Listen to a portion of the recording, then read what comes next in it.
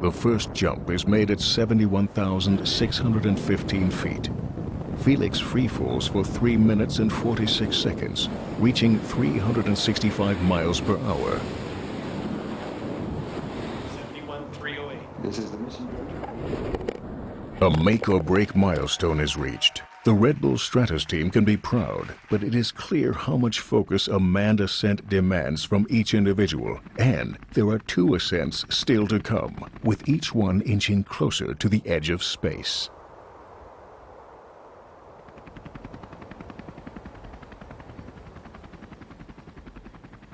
The team is working back-to-back shifts ahead of the second manned flight. Felix continues to perfect his freefall technique and to condition himself to perform in the pressure suit. Meanwhile, the over 200-strong team prepares for an ascent to more than 90,000 feet. But personal tragedies darken the preparations. Marl Hewitt's sister-in-law died with her daughter on the way to manned flight 2. Roberta, my wife's mother, died. Ed Koka, our launch director, his father died at the same time. And he actually literally went from the funeral to the launch pad. I have to say, everybody was so professional. I mean, when Ed lost his father, he went straight from the funeral to the launch. He was one of our most important people on the set, because he's the launch director. So I was a little bit concerned about that. When he showed up on site, he said, "You know what, Felix? Yesterday I sent somebody down, today I'm gonna send somebody up." He just did a phenomenal job. They still carried on. They were still able to be there and maintain their role within the team. At the same time, you're trying to be relaxed and calm and keep the environment sort of steady for Felix. Just as tragic losses threaten the morale, the weather is becoming more volatile. Yet if the final jump is to take place this year, the second test must be carried out now. Don's forecasts are ever more critical to the team's future. You have to get very specific for the location you're launching from. We call this micrometeorology, where you look at the surrounding terrain. I would say it's about 70% science, which is utilizing weather observations from local airports, and then you put in the other 30%, which is your experience. The 25th of July. For the first time, the upper-level winds are coming from the east, putting Felix at risk of a jump over rocky terrain. The team doesn't want another delay and decides to go for it.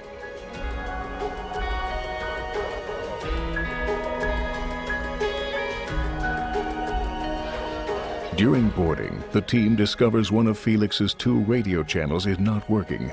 The problem is corrected, but the start is delayed. This will have consequences later on. You're airborne, Felix, you're airborne. The high-altitude east wind increases during the ascent, bringing Felix over dangerous terrain. I'm like, "Joe, we got to get Felix out of the capsule, right away, because we're coming up on a military base, and military bases don't like having high-altitude gondolas with 19 high-definition cameras on board taking pictures. That's a bad combination." The ascent is complete. Felix leaves the capsule at 97,145 feet. In freefall, he reaches 540 miles per hour.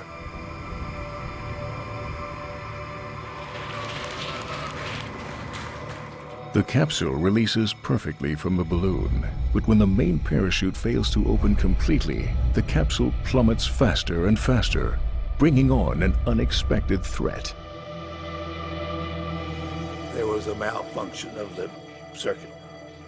So when the gondola reached 20,000 feet, the line was not cut.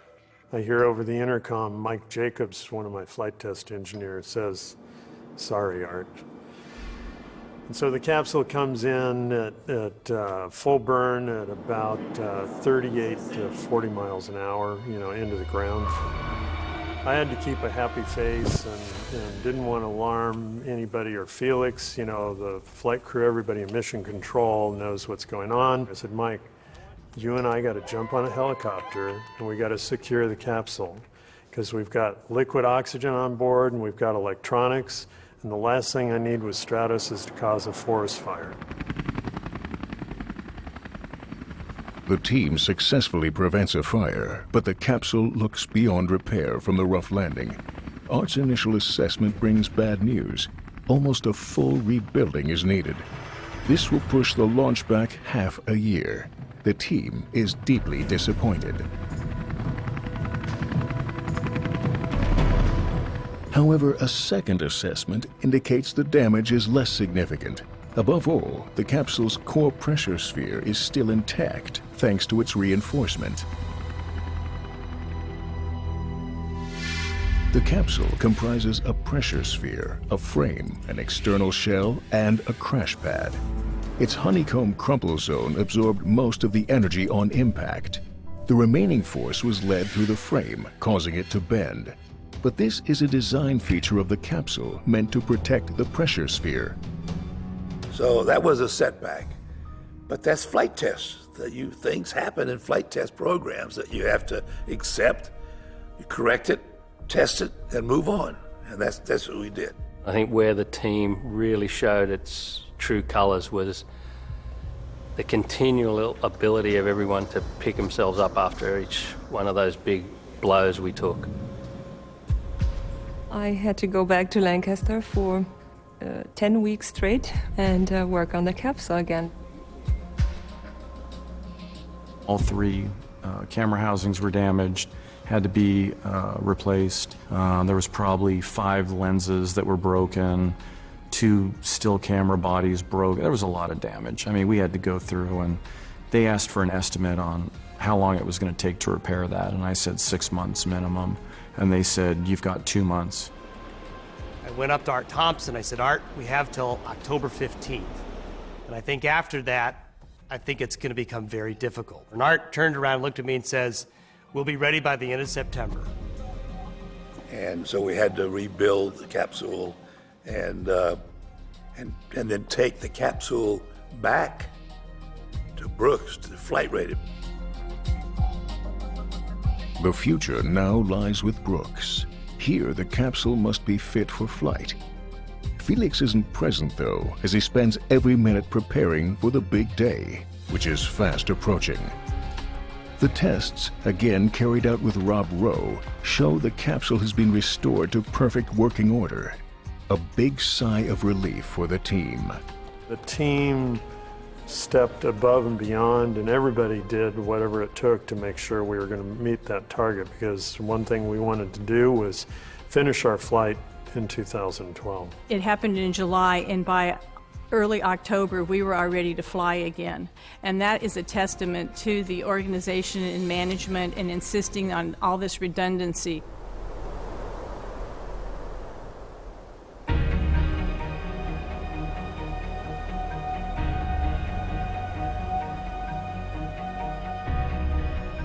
October 2012. After the Brooks test, the team knows its intense effort has paid off. The capsule works and can be relaunched. For 4 days now, the team has been focused on the final jump. What began as a dream and a phone call 7 years prior has become a scientific operation, uniting more than 200 people toward one historic goal: to take Felix safely to the edge of space and back. I think if you are in such a situation, you know you could lose your life, failure is definitely not an option. What was important in our operation to be treated like it was an Apollo program. We had set kind of our standards based on what NASA has for their standards. We would do absolutely everything we could to keep Felix alive. So for me, failure is not an option, is something I truly believe and embrace with the deepest part of my soul. I knew if there was any failure in my system, it might even affect Felix's life, so the pressure was really, really high. think the legacy is the teamwork. 200 people coming together for the safety of Felix. Failure wasn't an option. We had some bumps in the road, but it was, you know, take a phone call to Art and he would help smooth it over and say, you know, we can solve this. Well, I think the biggest surprise to me is that Art and myself, we're still friends. Because, you know, we had so many up and downs. He had a lot to carry in these 5 years because he was our mission director, and if things go in the wrong direction, it was like, hey, Art, why is this, why is that? It was a tough road. Felix went through some really tough times, and I think, like anybody who goes through that, it's not always clear that you're going to come out on the other side.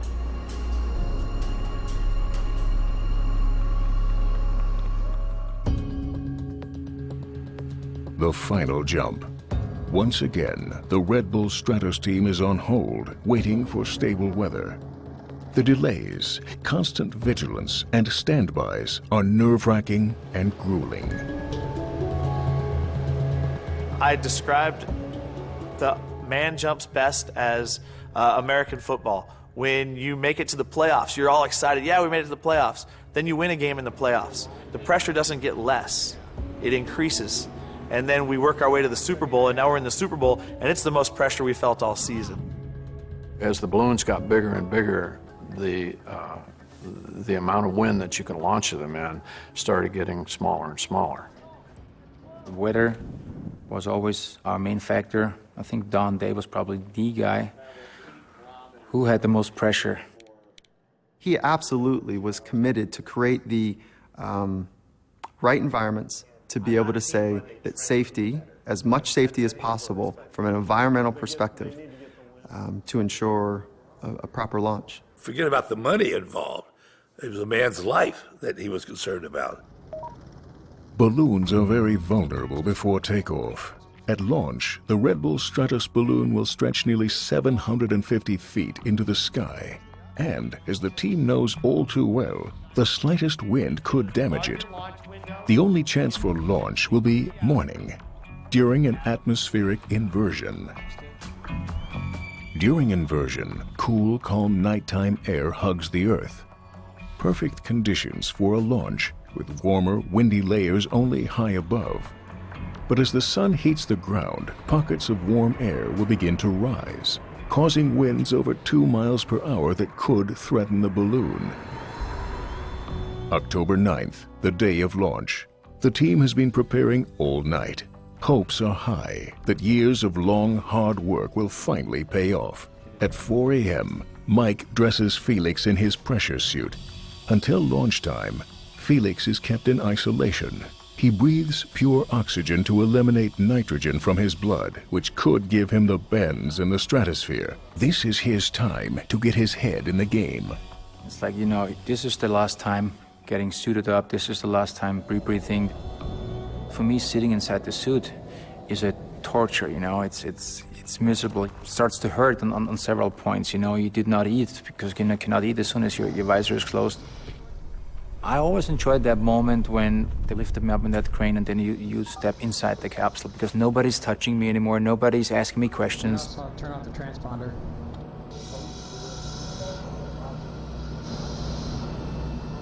10 a.m.